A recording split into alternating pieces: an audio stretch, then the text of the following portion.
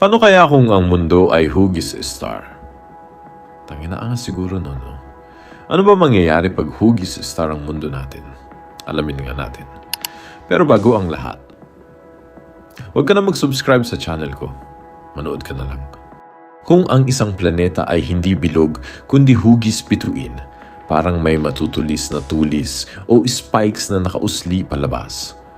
Mukhang astig sa imagination, pero sa realidad, halos imposibleng mangyari ito dahil sa gravity.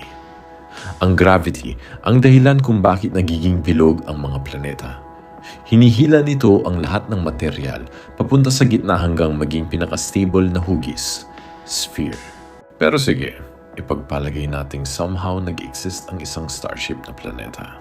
Unang mangyayari, hindi pantay ang gravity. Sa mga dulo ng tulis, mas mahina ang hatak ng gravity kumpara sa gitna. Ibig sabihin, kung nandoon ka sa tip ng star, mas magaang ang pakiramdam mo. Parang mas madali kang tumalon o lumutang. Pero sa gitna o sa mas makapal na bahagi, mas malakas ang gravity kaya mas mabigat ang pakiramdam ng katawan mo. Pangalawa, sobrang unstable ng structure. Dahil gusto ng gravity na gawing bilog ang planeta, unti-unting magko-collapse ang mga matutulis na bahagi. Parang bundok na guguho, yung mga tulis babagsak papunta sa gitna hanggang maging mas bilog ang hugis. So kahit mabuo siya, hindi siya magtatagal sa ganong itsura. Pangatlo, delikado ang klima at panahon. Dahil hindi pantay ang surface, magiging sobrang unpredictable ang hangin at weather. Sa mga matutulis na bahagi, posibleng sobrang lakas ng hangin dahil sa pressure differences.